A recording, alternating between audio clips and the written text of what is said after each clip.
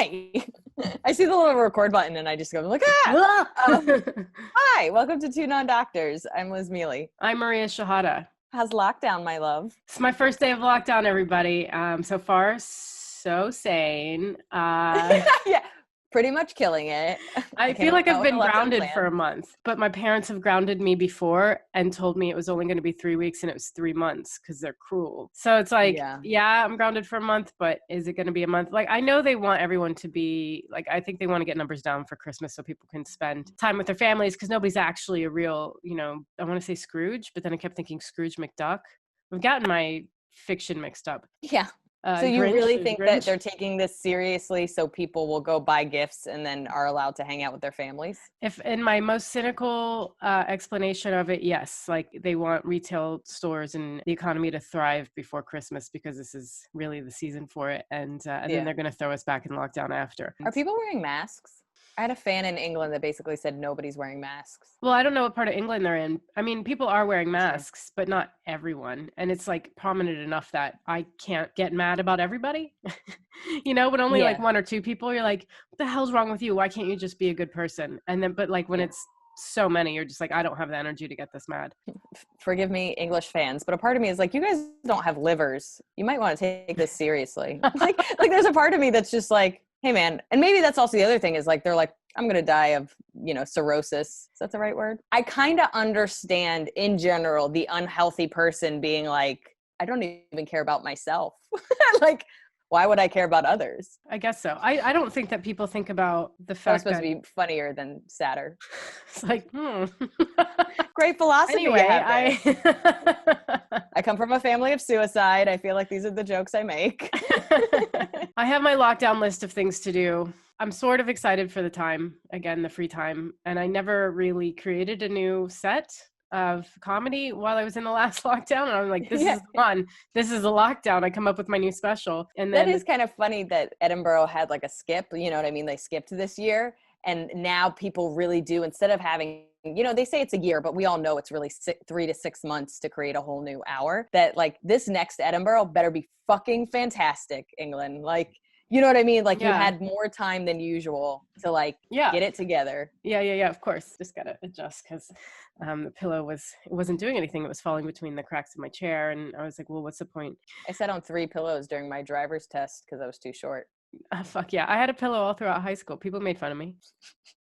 This is most comfortable butt in town. I'm gonna try. You got a list. You're trying to get excited for this mandatory break in your life. Exactly. Trying to just keep a positive headspace. I've always been curious about, because I have a couple of friends that are authors and they would go on these writing retreats where, like you go into the mountains with no Wi-Fi and you write your book. And I've always like, I want to do that, but I would never do that. The same way that somebody goes to a retreat and they just meditate all day. And I'm like, I want to do that. I would never do that. I would never do it. Yeah. I would never do that. I do feel like these lockdowns are like a more depressing baby version because you're still in your home. That's the other challenge is you have all your stuff. And I think if you're in a cabin in the woods, it's like, you have your oatmeal and your computer and that's your life for 2 months. So it's not the same. I know that, but there is something that I've been trying to utilize these quarantines in some sense as a writing retreat since I can't see my friends. I mean, the problem is I have internet. That's really the problem. It really has always been the problem. And like, it's never been a lack of time. But I like to pretend that it is. Now that I have the time, I'm going to be the most amazing human, but I'm not. I'm going to be online. Let's check in on that in a month, my love. Let's check it out. That'd be like such a funny segment. Let's check in on Maria. And then it's just you painting. And I was like, is that on your list? You're like, not at all. I would love if I was painting. Yeah. And actually it was on my list. And I did have a watercolor painting. I posted online like a month or 2 ago. It's kind of ugly, but I bought watercolors. Like, I just think I'm going to like indulge in all these creative impulses and just waste time on the internet like everyone else. We're going to talk about that in this episode. I feel like that was a really good transition. I actually forgot everything we're going to talk about in this episode. I forgot That would actually be so funny if our inbox is, instead of people like sharing with us, they're just like, so where on the list are you, Maria? Just out here as a fan caring about your career. Like, fuck off. I don't even know you. I already have a dad. Before we forget, tell Maria what to do, Patreon on like yeah. That's a whole tier. Just make Maria feel bad about herself. Speaking of Patreon, we have one. Lovely, Liz. I'm just editing these podcasts. Sometimes I'm just like, what a beautiful transition by Liz Mealy. Like, I just wish I could be in it and also announce it like as we're going. Just a little arrow that's like, look at that seamless transition. If you don't know, we have bonus episodes. We actually just put out a special bonus episode for the month of November. We did a chat with Badge, which is Adrian Appalucci and Sarah Tolamach's podcast. So that was one of our bonus episodes, but we have bonus episodes every month. We have extended interviews when we have Google guests, stickers, other bonuses. So if you haven't joined our Patreon, you can do that as little as $3 a month. Subscribe to us on the internet, YouTube, Twitter at 2non-doctors, Instagram at 2non-DRS. And please rate and review us if you enjoy the podcast. Leave us a review on iTunes and Stitcher because it helps us be seen and it helps us just feel good. Personally, I think by the time this comes out, I will still have not performed in Philly. So I'm in Philly November 27th to the 29th at the Punchline. So you should come to that. Go see Liz in Philly, even if you're not in Philly. Yeah. I think just drive to Philly. Come see me. I had previously announced that I was at Top Secret on November 25th, but that's canceled because of lockdown. Yeah. So. Yeah, but she will reschedule with new material that she has written during lockdown. That's right, Liz. You're like almost angry. You're like, great thing to promise people. Fan mail?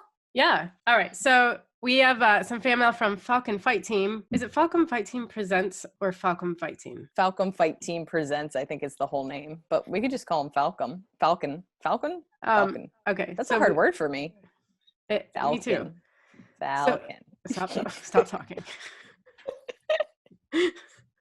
Okay. Sorry. So we have fan mail from Falcon Fight Team Presents, hereby known as Falcon, who says, I used to think that I was angry all the time. My therapist helped me to realize that I was actually living with serious anxiety, and I channeled it into anger. A lot of what you guys were describing are things I used to do myself. It legit blew my mind when my doctor explained that I wasn't actually a murder-fueled rage monkey, and that most of my responses, especially road rage, are actually just my anxiety finding a way to manifest itself. It's truly helped me to get a grip on my anger, knowing that it's just misdirected anxiety makes it way easier for me to take a breath and step back instead of, just for example, jumping out of my car and stoving their windscreen in with a bearded axe. And then there's just to let everyone know, there's a big mouth smiley face. It's like the colon with the D. You're like, getting to know us. Sorry, I was just being a dick. I love that. First of all, thanks for commenting. And I don't know, like it's interesting. I just had therapy before this, and we just talked about how my anxiety is both the reason I get a lot of work done and also how I ruin everything. It's interesting. I think I definitely channeled my anxiety through anger and really control. Like for me, everything was about control, because if I controlled it, it wouldn't cause me anxiety. It's funny how we kind of joke where you're like, oh, I forgot what we're talking about and I'm not prepared. And I have everything written out. I don't like to go into anything without at least 90% of it prepared, because it causes me so much anxiety. So I think a lot of my anger, like Falcon was saying, is things not going the way they're supposed to go. And isn't that what road rage is? Merging can throw me into a rage that makes no sense. My sister has watched me scream, it's a zipper. You go, I go. You go, I go. It's a fucking zipper. I've screamed, it's a zipper.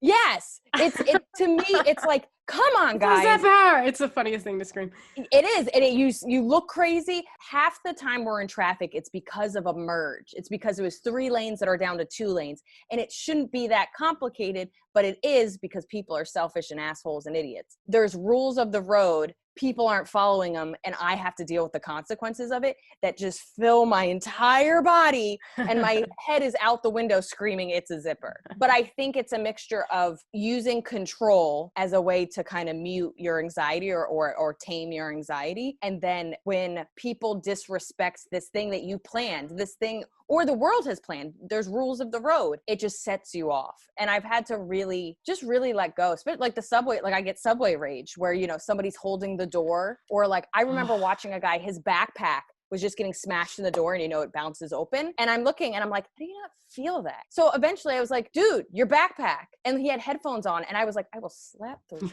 out of your fucking ears. Be a present person in this world. Like, how do you not even think that you might be the person blocking, like you don't feel the wind from the doors. You can see all the anger that's I know. I mean, just coming off of the overground yesterday, and they're always on the phone, and then they were walking in the middle. You know, like there are sides. You walk on the left side or the right side, but there are sides. Just in the middle, up the stairs in the middle, but it's like narrow enough that you can't get it. And it's just like, unless you're 6 years old, everybody knows you pick a side. Even if you picked the wrong side, I would be proud of you. Absolutely. I mean, there's so many things. Like that was one small example of my underground or overground or in public. Sorry, I'm fighting with my cat. This is the thing. Sorry to derail the conversation, but she just cries at doors. She just cries at doors. She'll look at the bathroom door and she'll be like, why not me? And then you open the bathroom door and she's like, this place sucks. And you're just like, what are we doing here? What are we doing? So I could open my bedroom door, but she'll walk around and just cry in the living room and in the kitchen. I get that she doesn't love her life. And I apologize. I apologize that I'm not a rich person with a huge house. But I think even if I was a rich person with a huge house, she would just be going from room to room fucking crying. I think we're really starting to show my anger in this. But her face is so cute and innocent too while you're just bitching about her. Oh yeah, well, I'm like, this cunt doesn't get it. And people are like, she's an angel. And I'm like, she is. She's a beautiful angel. It's funny how nicely I talk to her in a mean way, where I'm like, I will murder you in your sleep, but I love you so much. Like, I love you so much. But that is very strange. Head in my armpit. No, I loved that he was basically kind of showing that this introspection of anxiety as anger, just even the awareness, like even my therapist telling me today how much I know my anxiety is the reason I get a lot done. And it is both beneficial and toxic to me. And she even said, she was like, why do you think you haven't tried to fix it? And I was like, because I get the results I want. And what's crazy, but you stupid bitch, she just bit me. Sorry. The problem is it's the opposite effect when dating. And I've known this. I remember saying this to her a year ago. I have never gotten to enjoy the honeymoon phase of any relationship because it causes me the worst level of anxiety. That when, things start to get comfortable in a relationship, I feel better, but that's not the fun part. I mean, it's fun and it's nice and I like the companionship and I'm grateful for, those parts when I've dated people. But like the funnest part, the thing that they write songs about, they make movies about, the fun part I have never enjoyed because I'm so like sick in the head with anxiety about all the issues I have. And so she was like, so the thing that kind of keeps you going, that, I get all the shit done. I'm putting out albums. I'm touring the world. Like she's even told me, she's like, you'll come off a plane from Australia and you'll be in therapy. And I'm thinking, why are you here? And you're like, da-da-da-da, like chatty Cathy. I can see so clearly, especially after she said it, that my anxiety has been so beneficial in this area and so toxic in this other area. And I've just allowed it. Like I've just never fixed it. Yeah, well, you see the benefits, so you'll just deal with the shit. I'm jealous of the benefits. Yeah. But the thing is, I've seen you get off planes and go straight to comedy shows, and I'm just like, you're out of your mind. But you are out of your mind, and it's actually not sensitive that I said that. I am out of my mind. Should we thank him for writing? Oh yeah, we should thank him. Thanks, Falcon. We appreciate it. Okay, you want to get into Googles? Yeah. You every face is like I disappointed you. Okay. I have to catch up with you. Yeah, I'm like, this is also 1 p.m. Everybody knows 1 p.m. Liz is fucking nuts. I know I'm at 6 p.m. and I'm like, hey, how are you doing? And you're just like, and I'm like, I think she said Googles. And you're like, what's wrong? And I'm like, I'm just getting there. I'm sorry. I'm sorry. I've had 2 cups of green tea and I kind of slept. I mean, pasta is the worst. So I spent some time as an electrochemical scientist working on battery research. Us too. And right. Yep. So I'm familiar with like energy like we talk about matter, like things that have mass and take up space, like me after Thanksgiving. But the energy, like the electricity and the magnetism and the light and all that, the energies and stuff that kind of flow through gems, like a quartz clock. So we use crystals in electronics to help filter out, the electricity. And so I like to study them in the ways of their energy that way. Let me talk about the plant food that I make, because that kind of segues into to plant food. So it kind of segues into the salsa. I'm listening to 2 Non-Doctors and I'm grinding gems. And I'm collecting all the dust that comes off the gems. And so I combine all the dust into a recipe that I've had tested and approved by the Department of Agriculture. And I use it to make a plant food. It's a mineral soil amendment. You know, it's water and there's dust so in there. You put it in your plants to make them healthy, right? Yep. And I actually get a higher yield and better flavor and higher nutrition and better weather resistance, brighter colors. And so I started looking into it and I'm like, am I putting uranium on my plants or, you know, and it turns out that it's a soil, like it's minerals. There's irons and coppers and I didn't expect it to happen. But after I saw it happen to my garden. You're like, I'm a genius. I mean, kind of. Yeah. Well, it was. Honestly, it was a blessing because I did this little Kickstarter for a thing that helps people with low dexterity and folks with one hand open bandages. You know, I didn't get a lot of attention, but everybody who ordered some bandage openers, I was like, I'm going to cut you a gem, a friendship gem. So anyway, to just kind of add out the story, I screwed up the survey and I had to cut everybody 2 gems. So I cut all these gems, right? And then I dumped all the leftover dust and water on the garden. Well, as a blessing, it turns out the gems I put on the garden weren't dangerous because some gems you don't want to use on your, So, I mean, out of all the different gems, I mean, there's 22 different gems in the plant food recipe. And so, like I say, it was a blessing. I went some kind of like vegetable genocide and you're like, I don't understand what happened. Yeah, what did oh no, I'm losing my arms here. But no, I started looking into it and that's how I, reverse engineered the plant food. And the plant food is what kind of takes me to my Google, I guess. Yeah, okay. Yeah, perfect segue, Jacob. Yeah, we don't have to do anything. This is great. Yeah. Somebody with a headset was going to really carry us today. I felt that. That was in my dream. So I grow a garden with all these tomatoes and garlic and stuff like that. And I feed the gemstone plant food to the salsa plants and then I make some salsa with it. And this is just an example so you guys know. This is like show and tell. I love this so much. I put raspberries in it. Salsa. Yum. It's not really raspberry flavored. It's just in place of the sugar. I make the salsa with the vegetables grown from the gem powder. Now, what is my Google? Is salsa healthy? Oh, Isn't it? It should be. I sent the salsa to a bunch of people, great people on YouTube. They said it tastes good, and maybe they're just looking out for my feelings, but, they said they want to buy more, and so I'm, I don't really sell it. It's just friendship salsa. And so I'm like, wait a minute, if I'm saying it's supposed to make your stuff more healthy, but they're saying it's good, well, it can't be both, or can it? Something's got to be up here. Yeah. Also, I'm noticing a real lack of friendship stuff over here. Yeah. We don't have gems. We don't have friendship salsa. Yeah. What the hell's going on? Just a podcast to you? This is ridiculous. Okay, salsa. Is it healthy? Salsa, is it? Thank you. Yes, it has vitamin C in it, but it's not as healthy if it's been cooked. Is salsa cooked or is it raw? Well, it can be both. You can roast it, but I mean, well, generally, when you think of pico de gallo or something, it's usually raw. If we slam them both against the wall, pico de gallo is a fresh, crunchy salad, and salsa is tomato soup. Okay. But pico is a type of salsa. Is yours more pico de gallo or is yours more tomato soup? It's cooked. So, I mean, but there's big chunks, which makes it pico-y. That sounds great. Sounds healthy. I think as far as sauces go, it's probably healthier than most sauces. Yeah, and you don't have preservatives and you don't have sugar. So you don't have corn syrup and you don't even have regular sugar. You have the sweetness from the fruit. I mean, it sounds like one of the healthier. I mean, we don't know shit, but we can endorse your product. This was awesome, Jacob. Well, I appreciate this. This has been a lot of fun. We learned a lot. Yeah, I definitely. You educated us. And I want some salsa now. Well, it was a pleasure. Yeah. Have a great day, and thanks for supporting us. Bye. Bye. Okay. My Google is, what are the benefits of cold showers? Okay. My roommate has been doing the Wim Hof method. I should have done more. If you bite me one more time. She really bit me. Sorry. That is the worst she's bit me in years. No. Sorry. There's indents. I don't even know if you can see that. There's full indents in my hand. I don't know why you don't just euthanize her. I love her so much.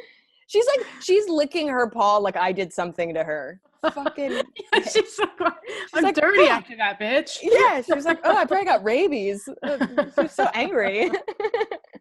It's back. Okay, so what are the benefits of cold showers? My roommate has been doing cold showers for I think over a year now, and sometimes ice baths. First of all, it's so funny when we go out, like we'll go out to get like groceries or go to the bodega to pick something up, and it's not even that cold. It's like 60 degrees. I look like I'm going into the tundra, and he looks like he's going to the beach. Like he's wearing like sleeveless shirt and shorts, and I'm wearing like sweatpants and 2 coats and my beanie. Like I just look crazy when we hang out because he doesn't feel cold as much, or it doesn't bother him. But I've always known there's like it's like super beneficial for your skin, and it's really like it's almost like a cup of coffee. And like, there's all these kind of benefits to it. And I tried it twice. And by tried it twice, you're supposed to ease yourself into it. So like, let's say you take a 15-minute shower, the last 2 minutes are supposed to be cold, or you would do the first 2 minutes are cold and the rest of it's warm or whatever. And I did that twice, and I was like, I could do this. And then it was just one day that I didn't do it, and I was like, I guess we're done doing that. But this guy Wim Hof kind of has done all the research. You can go to his website and kind of find out more, but I'll give you the basic of it. But he's the one that kind of just discovered how healing it is to your body and to your mind and skin. So basically, when you take cold showers, you avoid drying out your skin. Your hair kind of retains its elasticity, so it doesn't like not as much kind of falls out. You avoid destroying the thin layer of sebum, sebum that protects your skin. It can make your skin more resilient to the cold, hence my roommate being able to go out, in the fall wearing like nothing. And then cold water is supposed to improve your circulation, reduce stress levels, helps with weight loss, higher level of alertness, more robust immune system, and increased willpower. I know that shit's true with pretty much doing anything that's hard. I mean, I think you can get some of those benefits from working out or doing anything where you have to keep doing the same thing over and over again. That's uncomfortable. But it's so funny to think you just have to stand under cold water for 5 minutes. And I was like, no, I'll just run a marathon. Was it Chris that's been doing it? Yeah. The reason I guessed him was because he seems to go to the extremes with like stuff he tries health-wise. Yes. Like all meat diets and only cold showers and ice baths and whatever. But maybe that's it. What difference has he noticed, and how does he know it's the showers? Because he's also gone off it before. So I think so his skin is definitely improved, and because he's some of the reasons he's done strict diets is because he would like have like rashes or like just issues with his skin. So I know his skin has improved. He went off coffee. Like he was definitely having like 4 or 5 cups a day, and he went completely off coffee. We also talk about like our emotional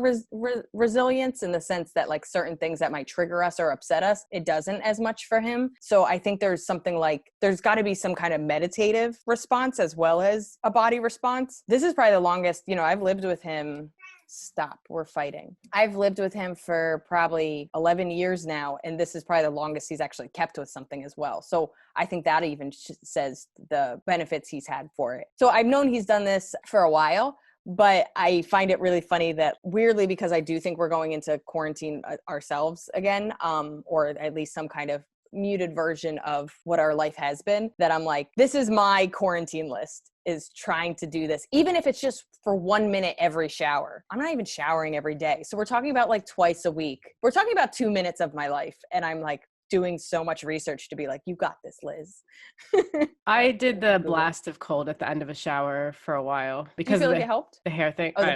I don't know. I mean, I think my hair was nicer, but my hair's nice right now. I didn't do the blast of cold. You know what I mean? Like, who knows? Well, I torture myself if I'm going to look beautiful regardless. Right. I didn't necessarily feel more energetic. It just, you get out and you're like, did that, but like, yeah. I can't even remember why I started doing it. I think my partner at the time was reading a lot of Tim Ferriss. I slowly turned the hot water off because I don't just jump right in. I just like get used to it. Now it's warm. Now it's cooler. Now it's cold. And you're like, okay. I also just think showers are just lovely, and like everything about it is comforting, and life isn't comforting. So to take this moment to yourself, there's no cell phone, there's, you know what I mean? Like showering is one of the few times that I have no other distractions at all. Yeah. And I feel like it's just like a warm hug. That's what I was going to say when you were reading off the list of benefits. It was like, well, if somebody wrote a list of benefits for hot showers, yeah, it might fuck up your skin and hair a bit, but like just the feeling of like, it's so soothing, calm. Or something, calm. Yeah.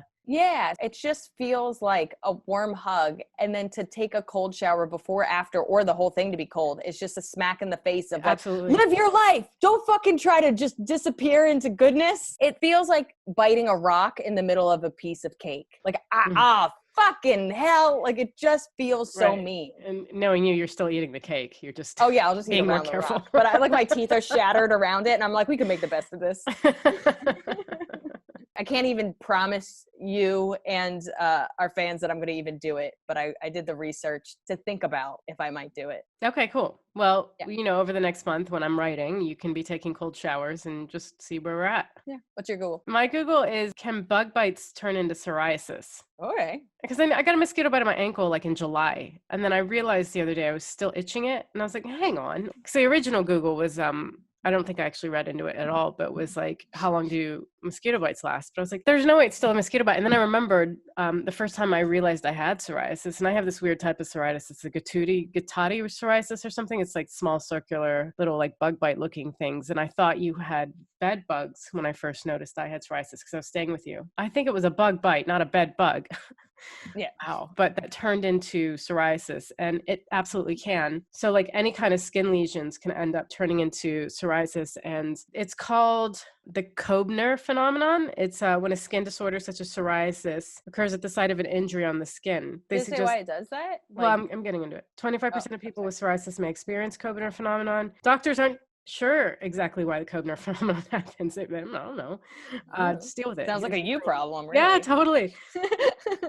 Sucks to be you. Various factors play a role, including the immune system, vascular system, skin, neural system, and hormones. Some possible triggers include contact with allergens or irritants, cuts or scrapes, insect bites, burns, other trauma to the skin. The inflammatory response to the injury may trigger a reaction. So because psoriasis is an autoimmune disease. So it's just your body overcompensating to fix something. It's just doing it too much, and then your skin becomes inflamed with it. So I think that like my body may be trying to heal the bug bite, then overdid just too enthusiastic. Yeah. It's like, come on, everybody, we're going to fix this and we're going to stay forever. Yeah, exactly. And so I just think I have a spot of psoriasis on my ankle. That's so annoying. It's like frustrating where you're just like, cool, now I have to be scared of bugs because I might. It is annoying, but I mean, it's, I can live with it. It's fine. But yeah.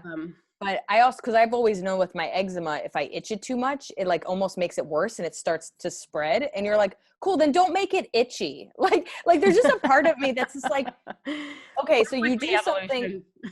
Yeah, you're just like a little bit like, I mean, that could be a Google, like, what's the point of making these things itchy? Is it to create awareness? Because it's doing is just making me more like not present. And then I'm just doing this without thinking. That's where my eczema is, by the way. And then they tell you that by itching it, it could spread. And you're just like, don't make it feel better if I itch it. And then tell me that I'm making it. Everything sucks. I know. By the way, if you hear random fireworks, it's Guy Fawkes night. And what's Guy Fawkes night? Here in the UK, they celebrate the burning of a man who tried to overthrow Parliament or tried to kill the king. Yeah. And so they burned him and some other people, but it's just him who gets his own holiday, which it's a weird thing. He's the villain in this story, but they've named the night after him. It's just very not American, because America's holidays are like, we've overcome adversity and we're amazing. Or like Martin Luther King Day, for example, right? He was a guy who inspired a lot of people and led a civil rights movement. And we are celebrating his life and his accomplishments. And here they celebrate the villains. I mean, they're not celebrating the villains. They're celebrating the murder of the villains, which is so British. It's really dark. Yeah. They're just like, hey, what are you doing for that murder holiday? I don't know. I was thinking about going out to eat. What do you want to eat for this murder holiday? Absolutely.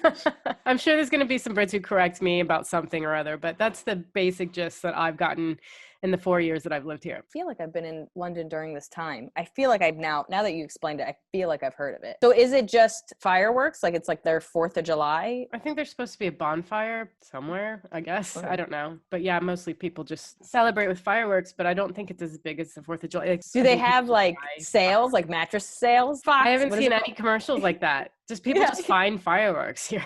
I don't know. It's so funny that I'm just like, hey, if it's not Abraham Lincoln's birthday mattress sale, is it really a holiday? Yeah.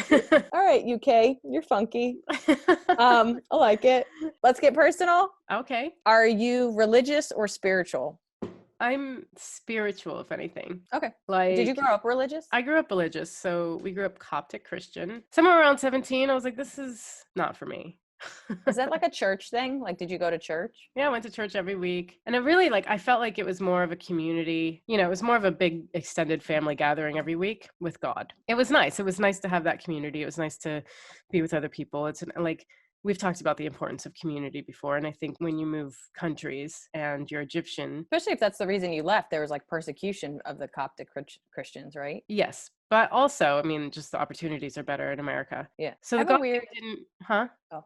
I was gonna say, I have a weird Egyptian question. Okay. So most of the Italians that moved to America are Southern Italians. That's why you have like, they all kind of look, they're short, you know, they all look like Danny DeVito. I always say like everybody I'm related to looks like Danny DeVito. So you're going to have more like Naples, Sicily. I guess we're very mafia. I don't know. I'm generalizing, but most of the Italians in America are from a certain part of Italy. Would you say that most of the Egyptians in America are Coptic Christians? Or is that like not at all too much of a jump?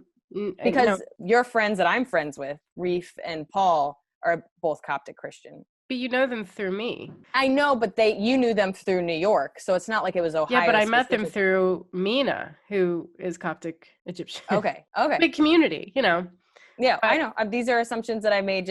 I said something in an email to them yesterday about like, I was like, I'm not even religious and I'm praying. And he said something and he goes, sorry, that's Coptic Christian. Reef will sing the song to you when we have our meeting. And I was like, songs. I was like, Maria's never said anything about songs. Because I barely know anything about my own religion, but it's just like, just through a little bit that I know about you. And then because I've been working with Reef and Paul, I was just like, oh, everybody's Coptic Christian. But you know, because of me. But I know. Through you. That line is one person. These are valid points that I met all these people through you. I'm just like, I just love Egyptians. There are plenty of Egyptians who aren't Coptic.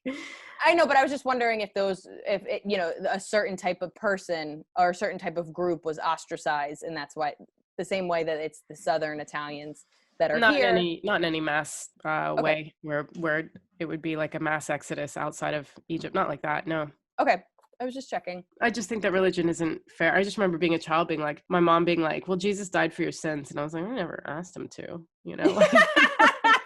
Why did you check with me? Why is this on me? I would have been like, no, thank you. That's like a huge commitment in friendship I'm not ready for. Yeah. That guilt shit did not work on me. I was like, I never fucking asked him to do that. It's a little excessive and it feels like he's not a good listener.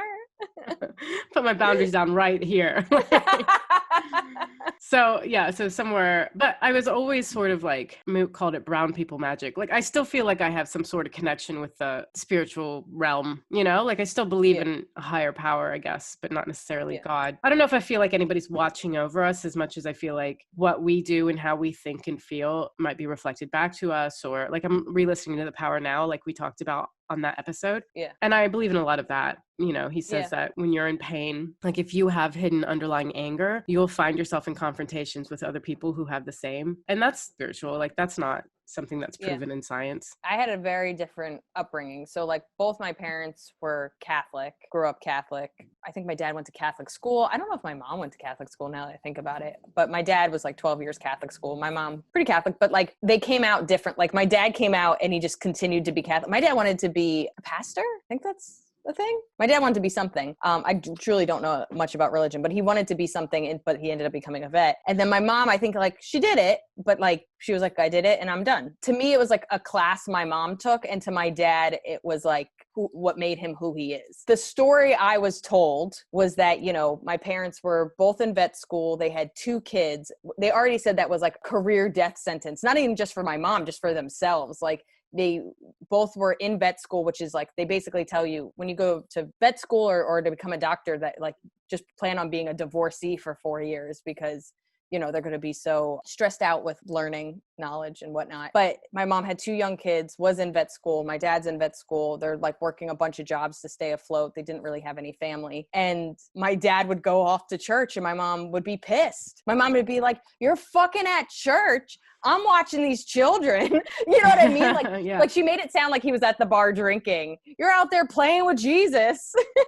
And so I think my mom basically was saying, like, we don't have time for this. Like, I don't want to go, or we don't have time for this, or this is too stressful. So my dad kind of took a break, and then fast forward, you know, they had 5 kids and they had businesses, and he never went back. And I remember so many times in my life, my dad being like, I want to go back to church. And I'm like, go back to church. Nobody's stopping you. Like, fucking go. But I think he feels so much guilt for not have gone for, at this point, over 30 years. And I could tell that it was important to him, that I was just like, well, go with, you know, Uncle Fred and Aunt Donna, go with Aunt Claire. Like, there's so many people you could go with and restart that community and get back in touch with that. And I would never discourage, clearly, my father or anybody from that relationship. But I think he really regrets not raising us Catholic. We fucking make fun of religion excessively, to the point where I've even had to, because my brother takes in a lot of like Family Guy and Simpsons and South Park and these things where they just kind of, like they just kind of throw it out the door. And I sometimes have to be like, Sam, yes, it's funny. And yes, you're allowed to make those jokes, but maybe take it down a notch in front of Dad. Like, he does care about those things. And he kind of just takes it a little too far, which is so funny because I'm drinking out of this mug that I made Chris. It says, Lord Jesus Christ, please give me the strength to deal with these flaky bitches.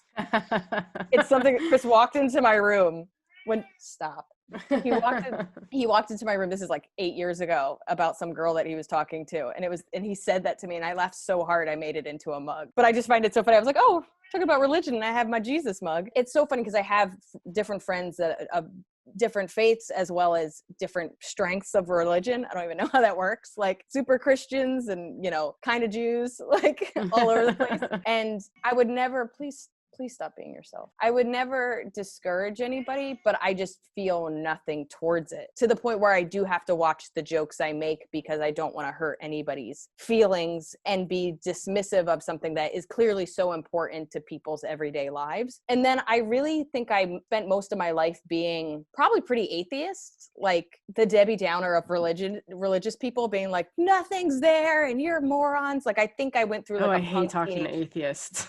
Yeah, no, I think I went through a pretty hard phase of that. I was also really sad. So you're spiritual now? I would say because of The Power of Now, which I'm also rereading. Talk about us both doing our homework. Yeah, I'm about halfway through. I listen. I still haven't meditated, but I listen. So I think because of The Power of Now, because of some spiritual stuff, because of weirdly therapy, my therapist, she clearly has a little bit of a spiritual sense to her. I don't think I believe in a bigger thing, but I think that kind of higher power, or that things aren't just random chaos. It feels like it's random chaos, especially with the world. You know how people are like, I'm sending you good vibes? I'm at like the good vibes level of spirituality, where I'm just like, you put out good vibes, you get good vibes back. Like, yeah, you know, like I think I'm morphing and I'm changing a little bit. I'm at 10% spirituality. Like I said, I would never discourage anybody, and I'm 100% on it. And I kind of like, I took a religious class in college and I like reading about it. Half my friends grew up with Hinduism, and I find that really fascinating. And I have, I forget his name, the little elephant god.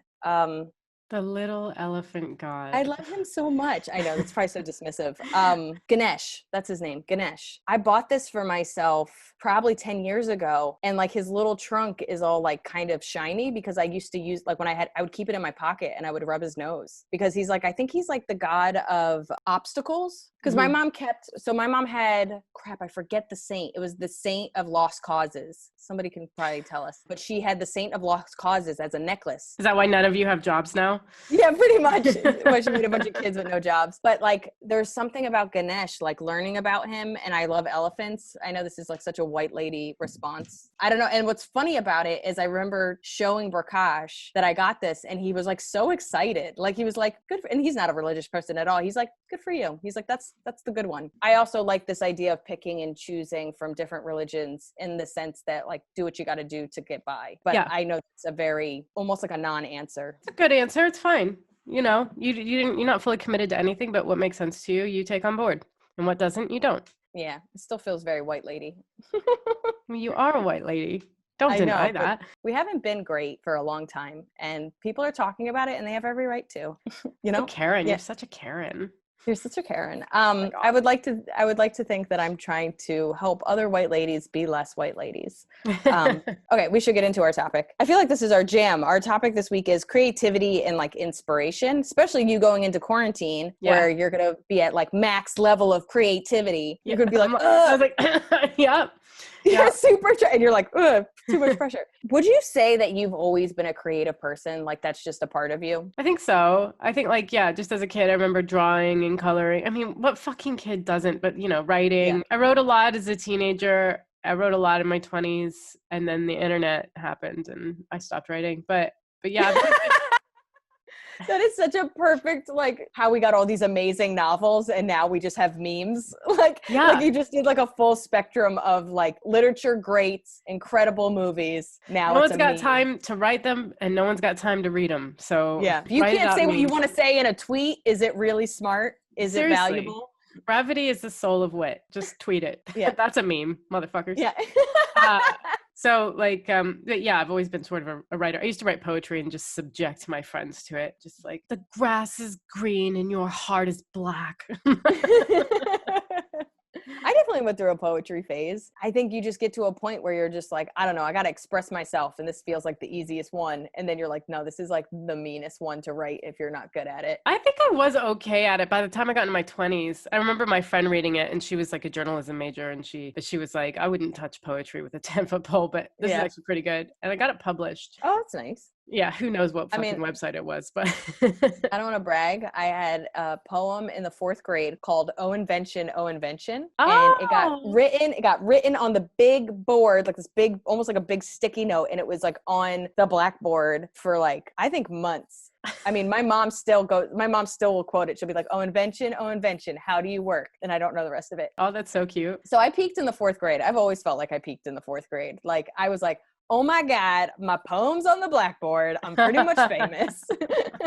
I went viral before viral was a thing. I mean, we shared that classroom with like 2 other classes. So yeah. So everybody's like, who's this? Whoa, I'm inspired. What is this Liz M and these great invention poetries that she's doing? I remember watching this TED Talk with Sir Ken Robinson about how toxic school is. And basically one of the quotes that you can pull from it is, we don't grow into creativity, we grow out of it. And his whole talk is about how school kind of kills creativity, and that we as adult creatives are people that survived. We're survivors, as opposed to this idea that certain people are more creative than others. It's more like, what do you do to hold on to this thing that is extremely innate to children? That's funny, because I feel like we survived the education, but I didn't survive the internet. That is quotable. That is pretty genius. I think we are going through another mass creativity genocide in a lot of ways, where it is so much harder to hear your own thoughts and to get work done and to be creatively present in this environment that before it was schoolwork and rules and staying in line. And now it's this weird chaos free-for-all of information and toxicity they're coming from opposite sides. One's all about rules and the other one's all about time suckage and chaos, but they're both squashing creativity. What do we do, Liz? I mean, I've started to have really strict rules, almost like a parent. And we've talked about this with our addiction to the internet, like a parent trying to get off my phone after 10, having distinct times that I write. And then, so like, here's a good thing with creativity. Like I get a lot of young comics that are asking, how do you get started? What are you supposed to do? Besides the like, go watch comedy and blah, blah, blah. But like specifically on the creative sense, just having a watchful eye on your brain and writing it down. A normal person has a thought and then it goes away. Maybe they might tell a friend about it later, but it's thought, idea, gone. But what we do is it's thought, and whether we know what to do with it or not, we write it down. Yeah. And then we might flush it out in the moment, but more likely I put it over here in my phone in a little notebook, and then I have a designated time where I flush it out. And then we, of course, have a designated time where we go try it out, and then we start editing it and really pushing that idea to the next level. What school kind of makes you do is you have very regulated ideas, and then you're only allowed to talk about certain ideas. They're only allowed to be processed in this way, and you get graded on this very narrow way of processing them. And what art class, any kind of music class, anything that has to do with creativity goes, hey, I'm going to give you a prompt. I'm going to give you a thing that you should write about. Go nuts. And then you'll be graded on how crafty it is, whether your project is you're supposed to paint this thing, or you're supposed to write about this thing, or do an interpretive dance of this thing. They tell you that school is made to make you a worker bee. That's really what school is. Whether you become a doctor or you become a factory worker, it's all set up for you to be a worker bee. And the creative mind goes, it's going to be a free-for-all. I'm going to create these things. And We have a little bit of structure because we have to tell jokes and it's in this way and what have you. I need to stop you for a second because I think we've gone so far past this, the way you started saying, and I wanted to add to it. I was going to wait until you're done. And I was like, but she's gone. Yeah. The catching of ideas. It's funny because it's the same with anything creative, not just writing and stand-up comedy, but like photography, for instance. If you start looking for things to photograph, more comes out to you. It's just the searching for it. You start becoming aware of it. And obviously having your camera on you is also important, but that's what sort of like having a notebook is. Once you start catching like, oh, that's a really interesting premise, or that would be a good joke. Like if you're not editing yourself at that stage and you're just going, that's a thought that I could probably do something with. And this I'm particularly bad at. You write it down and then your brain just gets into that mindset. So you start looking for things. Like when I was little, this is the first example that comes to mind, but when I was little, we wanted a certain type of car. I can't remember what car it was, but then you start seeing it everywhere. Yes, absolutely. Or if you're playing a game where you have to be looking for a specific thing, or even if you play Tetris for a long time and then you just live your life every day and then everything looks like a Tetris piece. That's sort of the same mindset that like you have to get into with the creativity. Like it's just, you start looking. And it's a muscle. Yeah. And then they just start appearing. Yeah, I agree. I believe now that we probably both diagnosed each other as ADHD, which I fully think I now have, but like, I feel like in some ways I had an advantage as somebody that was dyslexic and their mind just kind of worked differently. School was always hard. So it's not even that I didn't want to be in this box because I wanted to do well. I was rewarded at home for doing well. I just never did well. So it was kind of like, well, I'm never going to do well in this way. I'm going to go over here and just daydream. Sometimes I didn't even know what people were doing. People were having individual reading and I was like, I guess they're fucking looking at pictures. I don't know. Like, you know what I mean? Like I would start counting numbers because I didn't know what people were doing. So in some ways, because I was left behind in the educational system, but also because I was always kind of in my own world, we've kind of really learned that all good ideas come from this space. Power of Now talks about it. Every creativity book talks about it. I've even learned that creativity, which is really just kind of problem solving. Your problem can be anything from something logistical, which is I need to put up this shelf and I only have 2 nails. How do I go about it with, the 2 nails and maybe some string that I have? Or it could be like, I have this idea for a joke. How do I put it together and make it funny? Whatever it is, creativity is just, you no longer have the same stipulations that other people have. And how do you let your mind wander? For me, basically trusting in this abyss where most ideas come from. So like I've even learned, okay, maybe I have a life problem or a creative problem, like stand up. I'll think about it and then I'll just go for a run, or I'll kind of say that, hey, I have this issue or I have this thing that I'm working on. And then I'll go take a shower. I'll go do something that gets me out of my head or doesn't distract me, because so many ideas come from that gap of thinking, that gap of having a path. Yeah. Oh shit, what was I gonna say? Oh fuck. You were saying that you have a problem and then you let your mind relax and then it comes to you, right? Yeah. So the same idea, like a very simple example is you'd be like, who's that guy in that movie? He's, I don't know, he has a Boston accent and then he gets in a fight with a guy and then the apples. And you're like, are you talking about like Good Will Hunting? I'm like, yeah. And you're like, the guy. And you're like, I don't know. And then we both, we could Google it. Or 2 days from now, I'd be like, Matt Damon. Yeah. Matt Damon. But like even that is your mind kind of like fucking I remember what I was going to say, which is hilarious because we were just talking about how you can't remember, like you have to let your mind relax. And as soon as you started talking, I was like, that's it. I think it's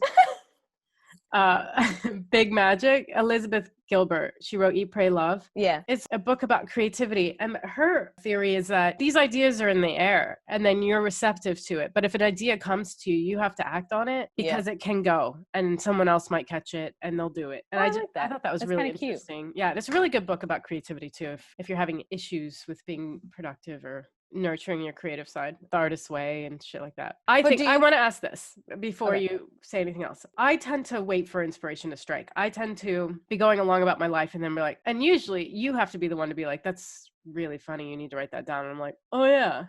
and that's bad. I was watching a masterclass with Shonda Rhimes and she said that she got to the point, her analogy didn't make, like, it made sense to me, but I don't know if I can repeat it. Like, if you want to get to the end of the hallway and open the door, when you first start out, it takes you so long to get to that door. But the more you sit down and do it, like, and practice, like, the faster you get to the door, which, like, trying to regurgitate that, like, doesn't make any sense. But what she's saying is, as soon as she puts her earbuds in, she's in the zone, because she's trained herself to, like, wherever she is. Almost like Pavlov's dog, where at first it was like, I put in my headphones, I get my cup of coffee, I sit down, I only get 10 minutes of work done. And then you do it again. I put in my headphones, I get my cup of coffee, I get 20 minutes. And then eventually all you have to do is, like she said, put in your headphones and you're in. Yeah. It's a way of just kind of training yourself. And that's why they often say certain rooms should have certain purposes, so that you go into your, you know, we don't have that luxury. Well, yeah, but she was arguing against that. Like, she doesn't need to have a specific room because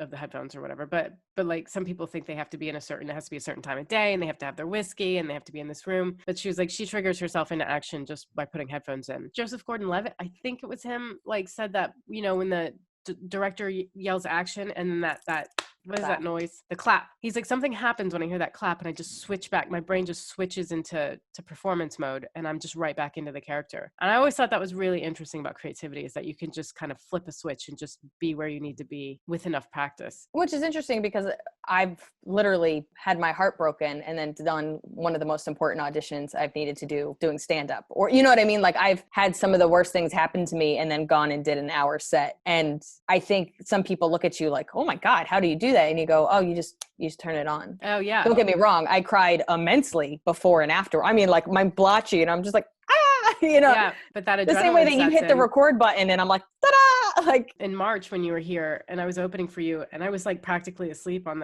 that sofa thing downstairs, and you were like, don't. And I was like, I'll be fine. And then I got on stage and it was just, I was on. But I've always believed creativity is a muscle and that everybody has it. No, don't get me wrong. There's some people that just have the body that if they work hard, they'll become a bodybuilder, or, you know, have an exceptional amount of strength. And some of it is genetic, and some of it is skill, and some of it is practice and diet, what have you. And I think you can say the same thing for creativity. I think we all have it inside of us, and some of us have genetic advantages and what have. I do think my dyslexia is a creative advantage. My brain literally works differently than other people's brains. And if the whole point is to show the world in a different way as a comedian, I'm already a step ahead of most people. But it's about tapping into it, because there's tons of dyslexic people that don't have that ability. So why is it that I have it and they don't? So I think it's where what your goals are with your creativity, and then how much effort you put into it. You know, I wrote my book this year and it was really hard. I don't really sit down and write more than 10 minutes, 20 minutes. Even performing,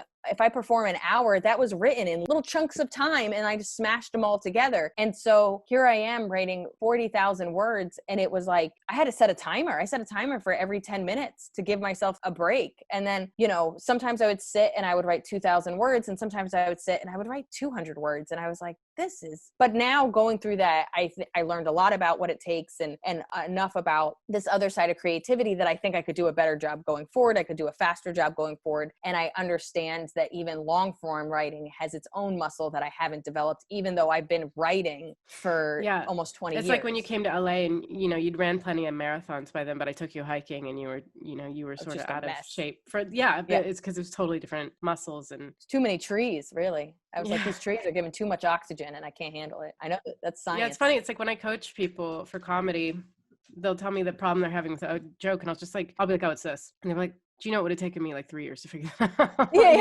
But like, I can't write long form. I can't write novels. I can write the fuck out of your joke. I just, you know, there's other things I can't do. But that's the muscle we created. And almost to your point before, where you say that you don't always spot your creativity, it's so much easier to spot it in other people. Just the same way that you can spot problems in other people. So you're constantly being like, write that down. And I'm like, oh, it's an idea. So like, I have a pretty good watchful eye on my brain, but I still need help with it. Especially because sometimes I'm just like crying, shouting, and you're like, I know you're sad, but you should write down what you said because it was super funny. Yeah. And I'm like, thank you so much. That's exactly it. I'm going to thank you when I don't feel sad. But so I think also too, we will always go back to community. That's the point of having a solid community. You know, I don't want to lose that thought, even though I'm not consciously thinking about it because I'm just talking to you as a friend. So I love art. Like I truly love street art and people that do paintings and drawings and stuff like that. It's like my favorite thing. I love looking at it. I love buying it. My whole room is filled with like weird art that I found on the streets while I was touring, but my brain doesn't work that way. It could, I think if I had tried or even started trying now, I could get to a place of some semblance. But don't you think that's how I trained? That's problematic thinking, is like your brain doesn't work that way, but you haven't tried is the thing. It's but that's exactly what I'm saying though, is that my brain doesn't work that way because I decided I don't, like, because when I was younger, I thought it was innate. So I discovered art when I was like 7.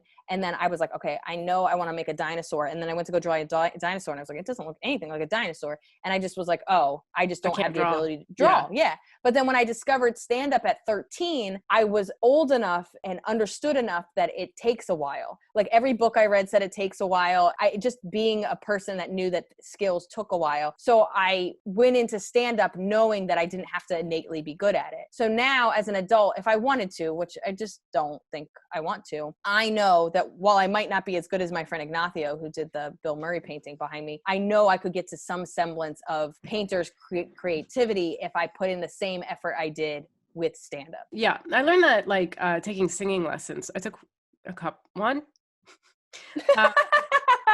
Yeah. But she was like, no, you can sing. You just have to, not me specifically, one can sing. You just have to, it's just like anything else. You have to practice and get better. And I was like, oh, like I definitely thought singing was just talent. Just like you either could or you couldn't. There's a great book. Did you ever read The Talent Code? No. I read it like 10 years ago when I was still trying to like, I was feeling good about what I was doing, but I still needed a little bit of like, this shit takes work. But it was such an important book to me because it basically said what we're saying right now, which is, yes, there's some people that innately are just naturally good at stuff, like, savant pianists that can just fucking barely knows anything and they can just play beautifully. But the average person, it takes real work and real understanding of themselves, both as a human, but also as a creative person and what's important to them to really get to a place. Malcolm Gladwell had a bunch of essays that were like published and they smashed them into a book. And one of them was about, there's this belief, and this was really important to me as somebody that's gotten a lot of attention later in their career,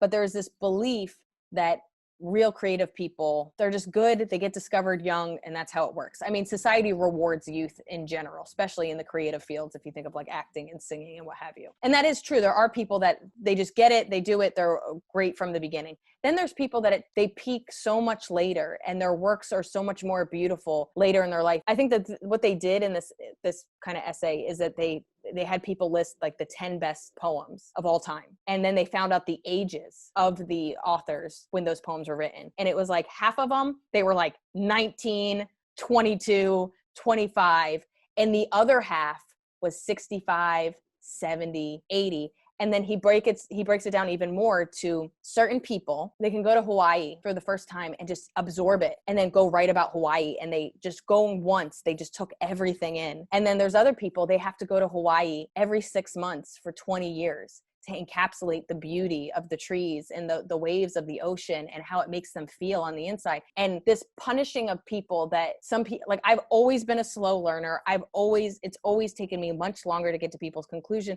It was the first time that I read something and I was like, oh, I'm going to peak at 65. I feel it. It just made me understand that as a society, we have decided that creativity and creative expression needs to be quick, understood quick, and pushed out quick and earlier in your life. That you're 22 and you're best singer in the world and great lyrics and blah, blah, blah. And of course, there's people that have long careers. You look at somebody like, Paul Simon or whatever, where like they were young when they got noticed and they continued to produce great music for a long time. But then you also have so many people that it just takes them so much longer to find their creative voice. And there's such less reward for that path that I think there's a lot of people that maybe have ignored their creative drives, weren't rewarded for their creative drives, or didn't feel like their creativity was where they think it should be immediately and put it aside. And I think what's going to happen with this pandemic is because a lot of people lost their jobs and never thought of it as a viable choice. You're going to have a lot of people look at this thing they put aside and start to pay attention to it and give it a second chance, or even give it the chance that it deserves because they now have the time, or, you know, they thought their Wall Street job wasn't a risk and now it is because everything's garbage. Well, we'll see how many painters come out of this pandemic. Yeah. That's I will buy your my plan in my 80s is to just become a painter and sell it for millions. Yeah. Look at ex-President Bush. He settled into painting, and you can always be a painter after you're president. Yeah. I don't know what that example was. That's like what something my parents would say. After you're president, you can become a painter. Yeah, that is such an immigrant thing to say. No, I want you to be creative after you become a doctor. Yeah. What did my mom say to me once? Why can't you be a funny doctor? Essentially, I was like, I don't know. Yeah, I should have. These are valid points. Right, in the end. Yeah. She was always right. I would love to hear people's paths to finding their creativity. If they just feel like they're not a creative person, if they know when they lost their creativity, it's kind of a sad question, but don't you feel like every housewife has that story? Like, it would always be like, you hear about these stories of I would say my parents' or even just movies from the 40s and 50s. It was always a mom that knew how to sing, or a mom that was really good at something, and you almost find out that they had this idea, then they had kids and it was taken away from them. But it always felt like a lot of women had this other path, whether it was business wise or creativity, and then you don't find out about it until their kids are older and they're like, oh yeah, my mom doesn't have to watch us anymore, so now she's this brilliant painter and I had no idea because she just made sandwiches. So yeah, write us at 2non-doctors, 2 non full word doctors @gmail.com, and we'll see you soon. Thanks. Bye.